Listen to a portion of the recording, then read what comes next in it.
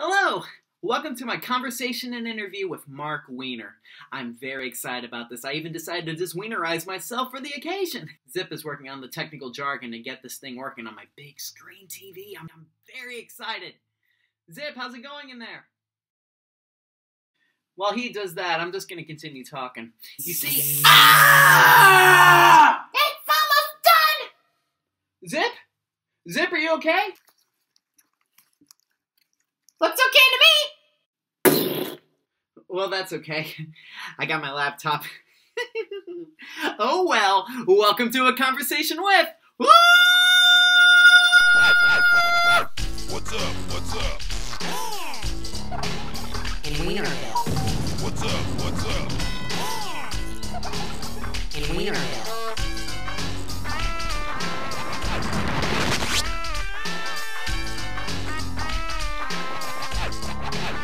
Ladies and gentlemen, welcome to A Conversation With. You know my guest from Wienerville hosted the 7th Annual Kids' Choice Awards at Universal Studios, Florida, Dora the Explorer. He is a puppeteer, actor, voice actor, and empathy teacher. Ladies and gentlemen, Mark Weiner. Hello? Hi, Mark. Hey, Manny, how are you? I'm great. This is absolutely a tremendous experience. Thank you for agreeing to do this. It's my pleasure. Thank you for all that you've done over the years for Wienerville. Hey, it is no problem at all, man. When I was growing up, you were on my TV more than anyone else. So thank you so much for all the years of entertainment. Oh, my pleasure. My pleasure. And you know, we enjoy your art, too. Oh, that means a lot. It really does. And your son's work is unbelievable. Oh, thank you. Thank you. Now, I love that thing, that Wienerville montage that you did, the art. Oh, yeah, where I put, like, the sign and I put the characters right around the canvas there. Yeah, that was a great job. Thank you. I'm planning to do this as a video, sort of like an interview show. Okay. So, would you like to get started? Okay. All right, sweet. So, when you were younger, you were a shy kid. How did you overcome your shyness to become a performer and a comedian? I'm trying to think. Was I shy? I don't think I was shy. Okay. I was one of the smallest kids, and I used to pick on the biggest kid in class. I was a troublemaker. Oh, really? Like a class clown, kind of? Yeah. No, at the age, by the 3rd grade, I knew I wanted to be on stage. So you've got to change that in Wikipedia if it says I was shy. Oh, no problem. Not a problem at all, man. I'll do that. Yeah, in the 3rd grade, I went to California, and my aunt asked me what I wanted to do. I said I want to be an actor, and then we went to Disneyland, and the magician asked who wants to come up on stage, and I just said, me, and he picked me, and that was it. That's terrific. Yeah. So did it feel like a big rush just to be out there in the crowd? Yeah, I just said this is the greatest thing, just to be able to go up there, and it changed, it really changed my life. That's great. And also, when you started street performing too, you juggled the rubber hand, the plunger, and the M&M. Was there like a significance to those objects? And how in the world did you even practice that? There is a great story to that. Jugglers juggle different objects. So, this guy was juggling that guy was juggling this. So I tried to just come up with 3 unrelated objects, a ball, a toilet plunger, an M&M, and then, I had a rubber hand. I juggled the rubber hand. Right. And because it was just funny. And then I figured, like, if I were ever to meet, okay, so Robin Williams had a show called Mork and Mindy. Yes. And you probably know the story, but I'll tell it to you quickly. All right. I figured that if I made the rubber hand do the hand signal the way Mork and Mindy did, nanu nanu. Yeah. Beat him. And wish it was the first time because it would be a great, much better story. But it was actually the second time I ever did it on the street in front of the Metropolitan Museum, and then Robin Williams came out of the audience. That's unbelievable. Yeah. Did he start walking up with you and then started performing with you? Yeah, because he was a street performer as well as a TV star, because he started as a street performer. Okay. And we just, he started performing with me that day, and then he came back. He goes, I'll come back next week as well. And next week he was there, and we, hung out, and he was a great guy.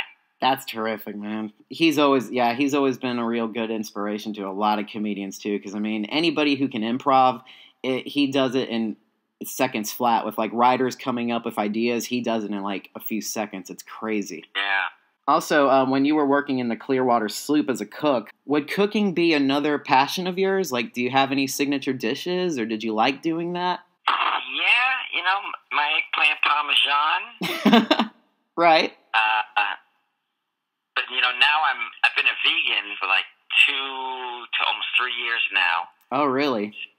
Yeah, How's that going? Parmesan has taken a kind of a dive, because without that cheese, you could put that vegan cheese in there, but it's just not the same. Oh, I've never had vegan cheese before. I can't believe it. So it just doesn't have a taste, or is it just like eating rubber? It's like, ugh. No, vegan cheese, I can make a cashew cheese, which, you put it in a food processor, cashews, garlic, and lemon and oil, and, it kind of comes out like a creamy farmer cheese. Really? Yeah, it kind of works, but it's not the same. Oh, okay.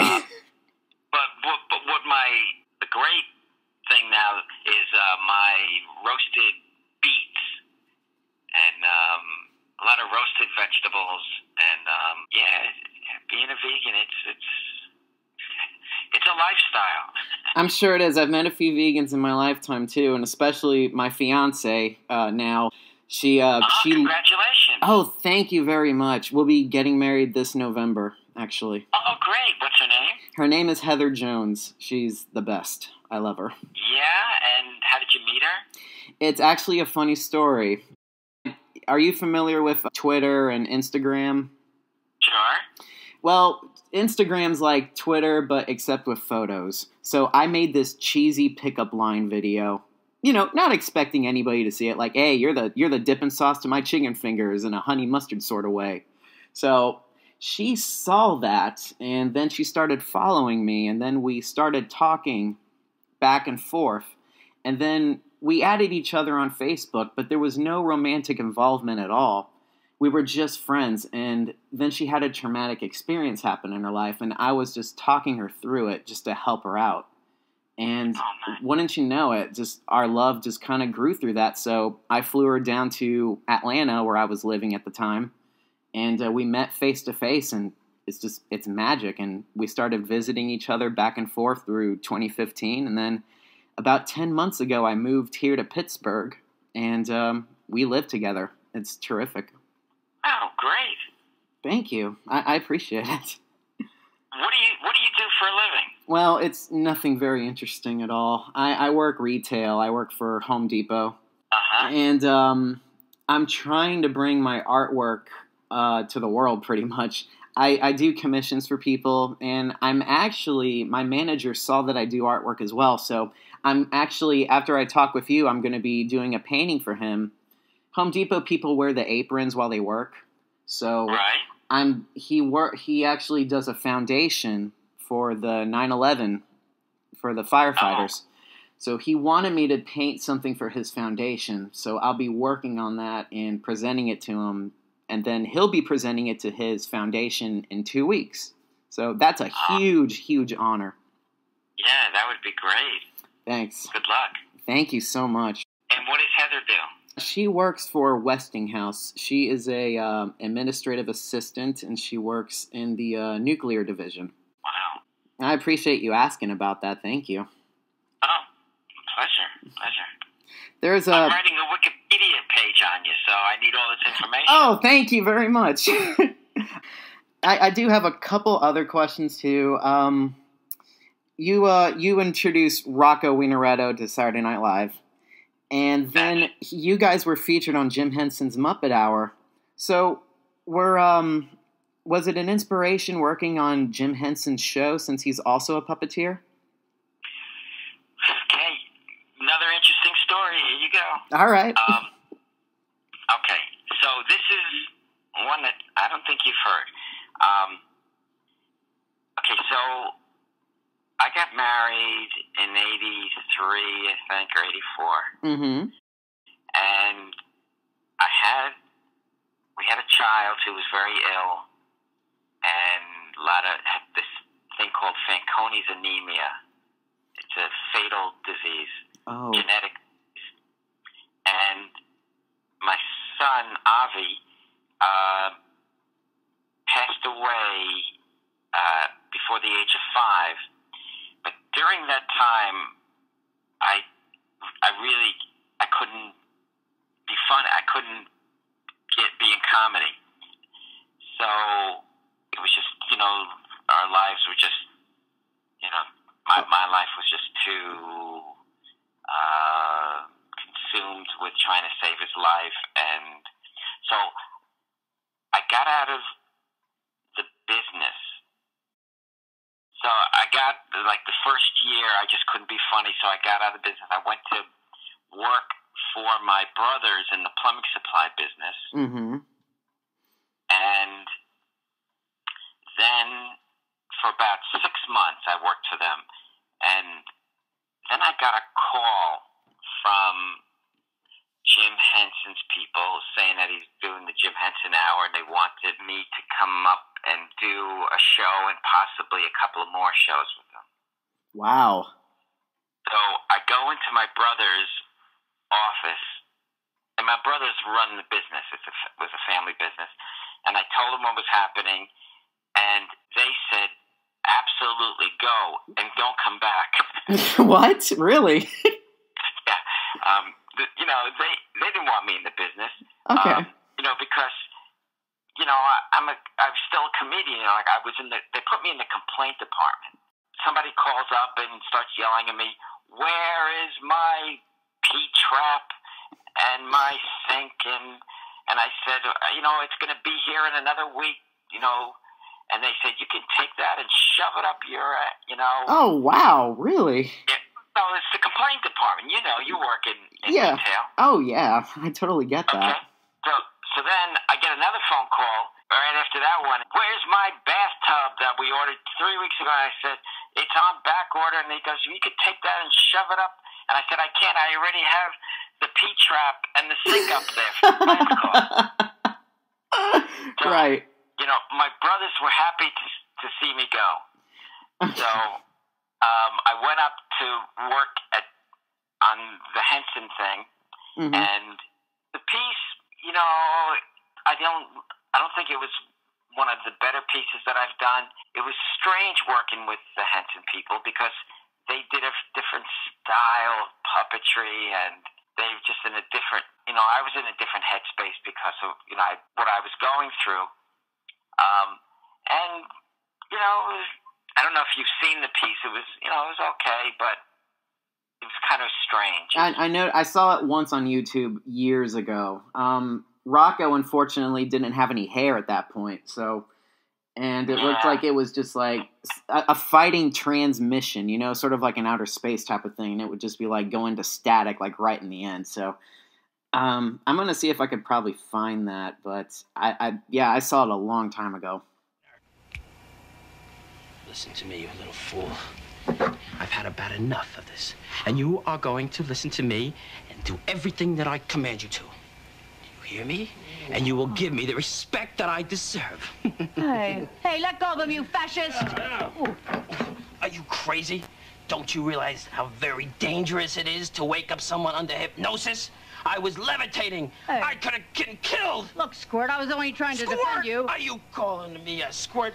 Let's see what kind of man you are, huh? Do get up. Come on. Wiener, can't you shut him up? Shut me up. What's it getting a little too dangerous in here for you? This is Why'd you Gorilla stick your hand in the Television pocket? signing God, off. Trash the place! Yeah!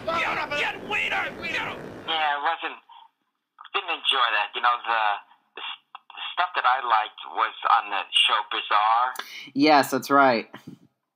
John Biner was amazing, and his producers, Bob Einstein, was really so kind to me and just let me come up there and do a couple of shows with them, and that was a great environment. It was a live audience, and just did like 3 shows with them, and it was a lot of fun.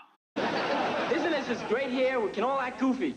Do, do, do, do, do, do.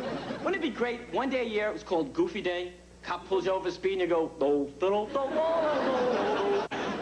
Oh, sorry, officer. Oh. The cop goes to you, all right, go ahead. Go to Disneyland. Goofy's there. How you doing? Go. Let me just put my puppet on. If anyone should see my parents, don't tell them you saw me here tonight. They think I'm a lawyer. I'm feeling, Rocco. I'm feeling. And get off and walk. I said walk. You can fly.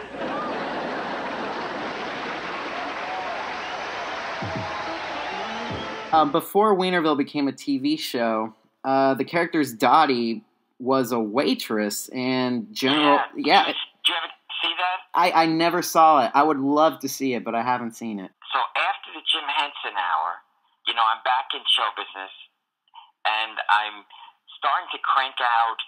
A couple of years later, I'm cranking out those head puppet things. Yes. And there's a show called Random Acts of Variety, and it's a cast of actors, and they do different sketch shows. It was on cable, and then somehow I got connected to them, and I think I got on like 9 of their shows. Wow. And they were. I said, you know, I came on with the head puppet, and I came on with Rocco, and but then I said, what about if I'd like to do the head puppet stuff with your cast members? And they said, great. So we created this puppet set, but it was a big set where Dottie was in as a waitress, and it was a restaurant, and the cast came into the restaurant, and behind the counter was Dottie. Really? Okay. Yeah, and they built this big set, and the cast comes in, and it turns out it's Dottie's birthday, and they said, well, Dottie, you know, we have a surprise for you, and Dottie's there. She's just, really? I can't believe it. You people are so sweet. And they go, yeah, Dottie, look over there.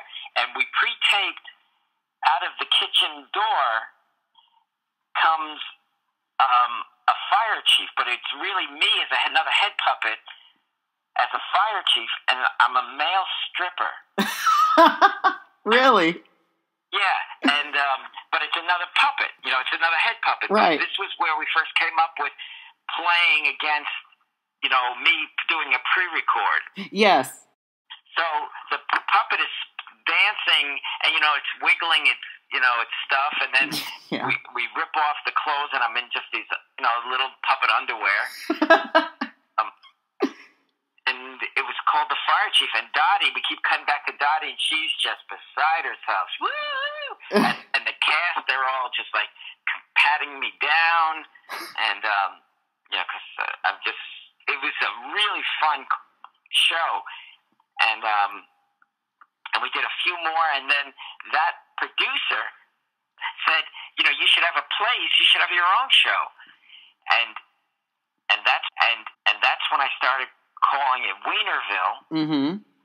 And from there, that's when I went on to came up with the idea for my own show called Wienerville, and then we went to, and then I got a manager, and then the manager happened to have connection to Comedy Central, and part of one of the shows that I did for the Random Acts of Variety was a game show called That's Not Fair. I see. Okay. And that's where That's Not Fair, again, that's with real people. Have you seen clips of that? Well, the only time I've ever seen That's Not Fair was on Wienerville when you performed it with the audience in season 2. I never saw the original show. So that we bring people onto the stage. That's the way I did it on Random Acts of Variety. Okay. And then Comedy Central and Ha, it was 2 comedy networks. They combined, and I was the first pilot that they shot. And they were gonna put That's Not Fair on their comedy show, on the Comedy Network. I see. And then when we did it and tested it, it just tested young. So they said, "Why don't you go to Nickelodeon?" And my manager his sister-in-law happened to be the person in charge of development at Nickelodeon, and then that's how we got Wienerville. That's amazing. So just because of that show, that's how Wienerville came to be, was because of that. That's really neat. From Random Acts of Variety. Yeah. To That's Not Fair. That's crazy. Like, I didn't even know that myself. I would love to, if it ever... I try to give you something new. Yes, you do, and that's something I should update the Wikipedia for later, so that's terrific. I didn't even know that myself, and hopefully it'll emerge on YouTube sometime. I would love to see it. Also... Oh, sorry, go ahead. We'll try and release it. Sweet, just like the Grosses pilot, right? I enjoyed that. That was really cool. Also, when you were making Wienerville too, was it hard, in front of a live audience to talk to a pre-recorded segment on a TV? Like, did you ever have any bloopers with that, or forgetting lines or things like that? Clean here in Wienerville. The birds are chirping, and the Mark, come here! Dottie, what's with the mask? Mark, the air is polluted! You always told me it was the dog. We need to clean up the environment so our children and our children's children and our children's children's children... Daddy, I get the message, but what can I do to stop all the pollution? How should I know? I'm the mayor. You're head of PU. You figure it out. But, Dottie, I have a show to do. I can't do 2 things at once. Why not? I can. Watch.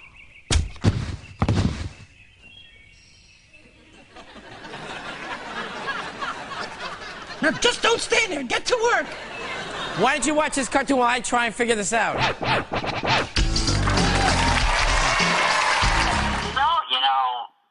once or twice, but not really. I think I worked it out by that time. Because I'm sure it was a tough show to do at the beginning, because your crew, you had a really great crew, because you had Ray Abruzzo as well. You bet. And Brian Burns. Nice job, Brian. You're fired! You're all fired! I don't need any of you! Was like in segments. I loved watching him when he was, this is an episode that hasn't been released in years, but it's one that I remember. Where it was, Boney was talking to a panel of people, and it was like a political talk. And right? Boney was like saying, NATO! And then Brian Burns was eating a hot dog with mustard, and he's like, is NATO spelt with an E? Yeah. I remember that, and it was great. I enjoyed those segments. Those were fantastic. Good, thank you. Also, during season 2, your show reached a milestone with having the 1,000th show filmed at Nick Studios. Did you guys celebrate? The 1,000th episode, Nickelodeon Wienerville. Yeah, the show, Welcome to Wienerville, Welcome to Wienerville. Oh, that one. The variety show and sitcom episode, yeah. Wait a minute, was that it, where we have the dancers come out? Yep, that was that big musical number, because at the first segment, Dottie wanted the show to be a sitcom, so you did an I Love Lucy segment, and then when you came back from commercial, it was the huge variety show segment. And then dancers, okay, so I think that was our big the 1,000th show. Phil Moore guest starred being wienerized as well, so that was cool. Yeah. Also, with recent Nickelodeon, you voiced characters on Dora the Explorer, and you also did Ned's Declassified. Was there a difference between the Nickelodeon of the early 90s till 2000s? When you were... Yeah, it's when we started, we were skewing young. Even when Wienerville started, they were going for 6 to 8 year olds. Okay. And that's why, I was like a perfect fit. But then after season 1, the whole Nickelodeon was skewing up to 8 to 10 year olds. So we kind of got left back with the 6 to 8 year olds. Mm-hmm. And they were skewing their shows older. And that's why Wienerville started getting pushed back in the time slots. I see. And because the other shows, and they were switching more animation, older, because they found that the younger kids wanted to watch what the older kids were watching. Right. They're just obsessed with the Nicktoons nowadays. And so I guess my point is that the Nick back then was younger, and Nick now is older. Yeah, pretty much. Nowadays, I think it's mostly just teen stuff now. So. Yeah. Now, here's a story I don't think you know. Oh yeah. You know about Scott Fellows? Scott Fellows. I don't know about the man. No, I don't. Okay. This is it. Okay. When I'm doing my pilot, That's Not Fair. For Comedy Central, there's a stagehand. First time a kid comes and says, "Can I have a job?" I don't even know how he came to me, but I said, "Sure." And I need behind stage, I need somebody to hand me props. Okay. When I'm doing, the game show. Right. So there's this guy goes, "I'll do it." And so this guy, all the time when we're making the props, he's like coming up with these, funny ideas, and he's just slipping me lines and, for jokes, and it's like, this guy is good. And so then we go to Nickelodeon, and then I get the show there, and he goes, "Can I work for you guys? And can I go down to Nickelodeon with you?" And we check, and there was no one. They said they had enough, but he goes, "I'll do it for nothing. Just let me come down there. Just give me a place to live." And we said, "Okay." So, and then this guy was so funny and just came up with so many good bits. Right. By the mid-season, he immediately went on to the writing staff. Then he became one of the main writers. Mm-hmm. He really knew how to network, and he was, becoming like best friends with the producer. What does being wienerized mean to you? I'll tell you what it means. means. 10% to him. 15. 15? Yes. 15, yeah. Wait till I have a talk with Mark. The other 5 is... I know several.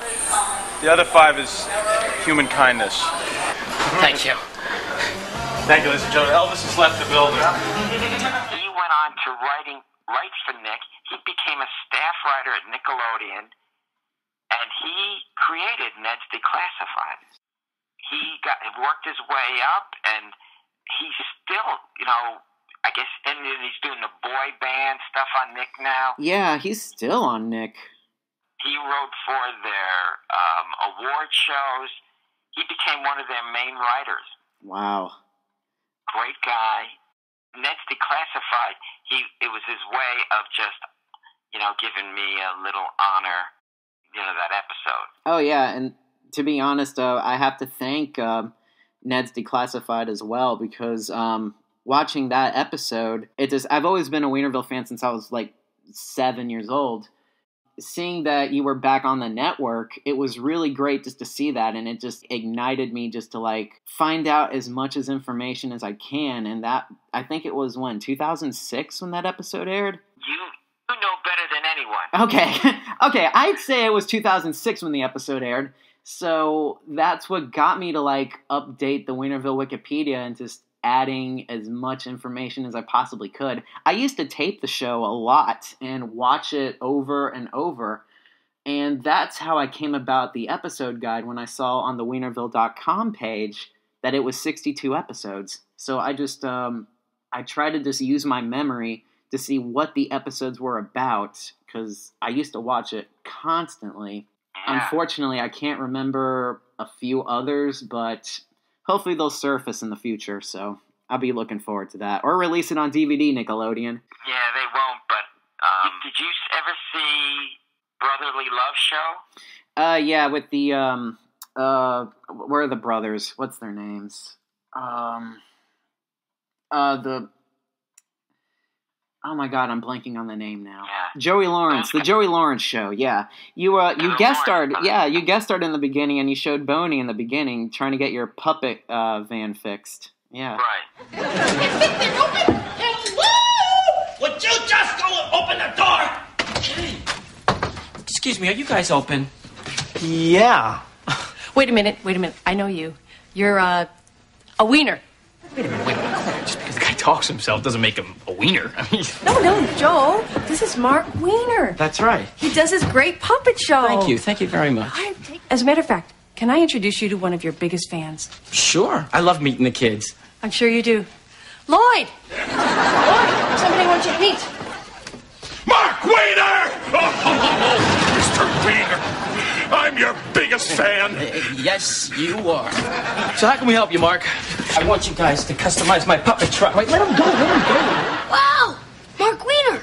I caught your show at the county fair. Big laughs. Thanks, man. Yeah, I love your show. I mean, it's it's a good show for little kids. So, did you bring Boney? You want to meet him? Yeah, can I meet him? No, let me go back there and see if he's awake, okay? Cool. I'm Boney. Leave me alone. Matt, I couldn't help but notice you know all the words to that little Boney song.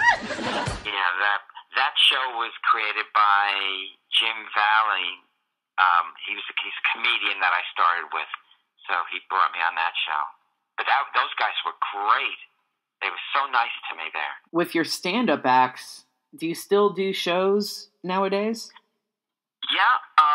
You see, after I became religious in remember 84 or something like that. Mm-hmm. Yeah, I'm an Orthodox Jew, and I don't work on this Shabbos on Friday nights, so I kind of got knocked out of the whole nightclub business. Right. So I developed a Jewish act, and about becoming more religious and the strange things of Orthodox Judaism. And so for the past, how many years that's been, I do stand up, but it's just to Jewish organizations. Big holiday coming up is Pesach, and the way to enhance the holiday of Pesach is to have shmur matzah. But shmur matzah is very expensive. And so, in today's economy, it's difficult. So I came up with the shmur matzah kit. Let me show it to you. You buy this for me, and then you take the store-bought matzah.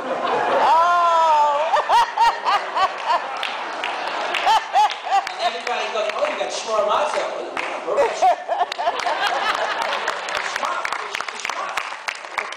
And then it's made out of cardboard, so it tastes just like shmur. And I have about 4 hours of material. That's great. If you're ever in the Pittsburgh area, just let me know. I would love to see the show. Pittsburgh was a very good town to me. Oh, really? There was a comedy club there called Chuckles, or not Chuckles. Chuckles was the other one. I don't remember the name, but there was these brothers, Bruno Sharapa. When I was on SNL in '81, these guys, and there weren't comedy clubs across America yet. But then there was a guy out of Detroit who started bringing us guys out to there, and then guys in Cleveland came to Detroit to find out how to do it. So then, and he would take the same comics, and one week he would bring them there. So it went from Detroit to Cleveland, and then they went to Pittsburgh. Wow, okay. And Pittsburgh opened up a club, and what wonderful audiences. And there's actually 2 clubs in Pittsburgh, nightclub, theater in the suburbs of Pittsburgh. And so I came back to Pittsburgh many times in the 80s, early 80s, to do stand-up. So I loved Pittsburgh. I love Pittsburgh. Yeah, I'm starting to get to know the town myself. It's absolutely nuts sometimes because there's always something going on here. The last thing I would like to ask is about the Empathy Labyrinth. Since you said you've been doing this for 13 years, what got you into wanting to do that to help people find their self-understandings? Going through a divorce. Oh, those years ago. And, just like, when Heather was going through those tough times, right? You were there supporting her and helping her through it, right? Yes. When people have traumatic experiences, and, a divorce is a traumatic experience, instead of going into, I did some therapy, and it wasn't really helping, and so then I started doing some self-help reading. Oh, okay. It was really resonating for me, and realizing that I had to change my type of thinking, and that I had the power to change my attitude, my thoughts. So, like, no negative thoughts, just positive thoughts. At first, you think it's just positive thoughts. But with this work, you realize that when you push everything, if you push thoughts away, they'll come back at you. Yeah. They don't go away. So it's about, I learned by really studying a lot of psychology and a lot of New Age stuff and some Buddhism and Judaism, and it all boils down to acknowledgement. And if you begin to acknowledge those thoughts and make friends with them, understand them, thoughts are just like people. They just want to be acknowledged. Really? Okay. When you see somebody and you acknowledge them, or for yourself, if you get acknowledged, you feel good. Yeah, that's very true. Yeah. Thoughts, feelings are those entities.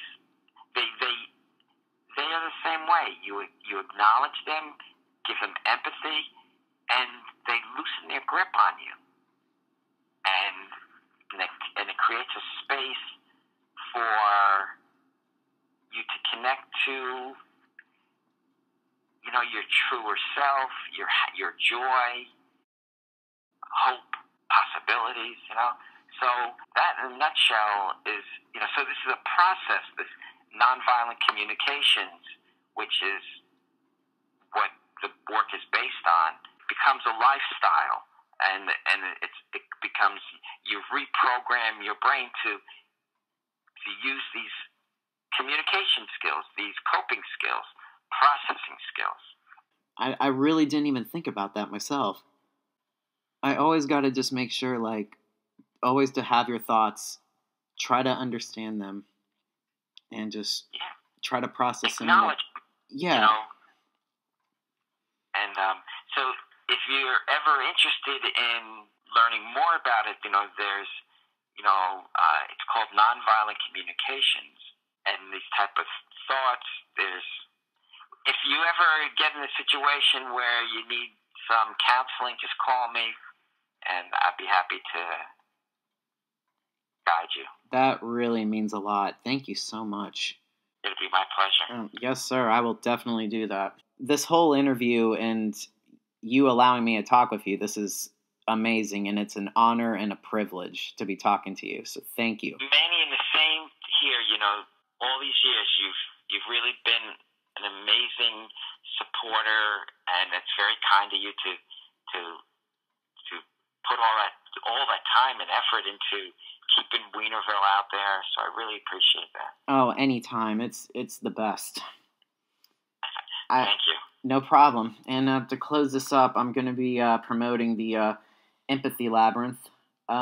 Helps people find their inner self. Check out more info at theempathylabyrinth.com. and email is info@el4piece.com. Also check out Mark's son at Mind of Max. He has a new album coming soon, and he does fantastic artwork that he is selling on his Redbubble shop. Just do keyword search Mind of Max. And very funny. He's very funny. And you know, the Don't Ask Boney episodes? Yes, I love those. Yeah, thank you. Unfortunately, he's stuck in his cave right now, right? Yeah, he won't. Ever since Trump got elected, he won't come out. Exactly. We gotta get this country back, as you say. Yeah, as soon as, you know, Boney came out, came out of the cave. Mm-hmm. He did a little thing with Max's sister and my daughter Sarah needed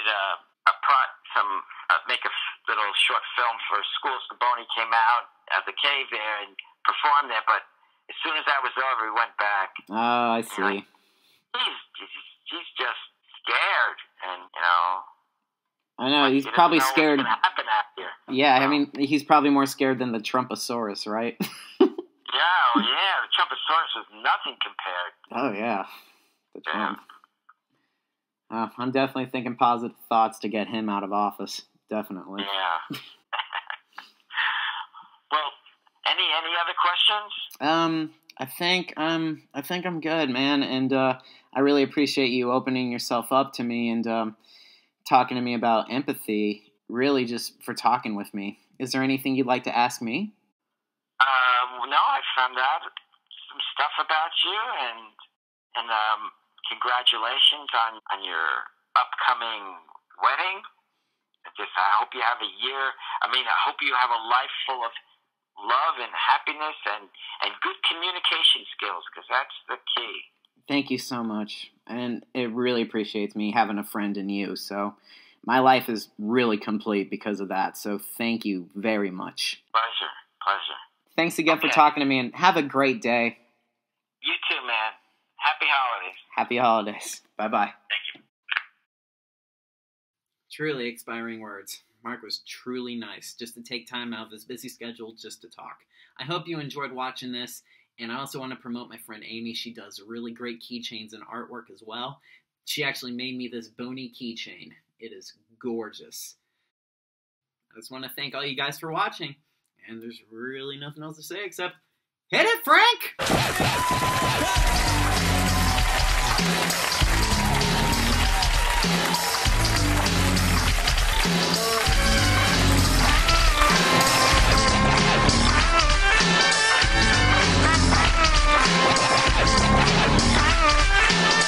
What's up?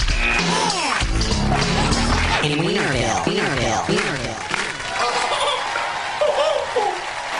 A Conversation With was filmed in this house in the city of Pittsburgh, Pennsylvania. Ooh!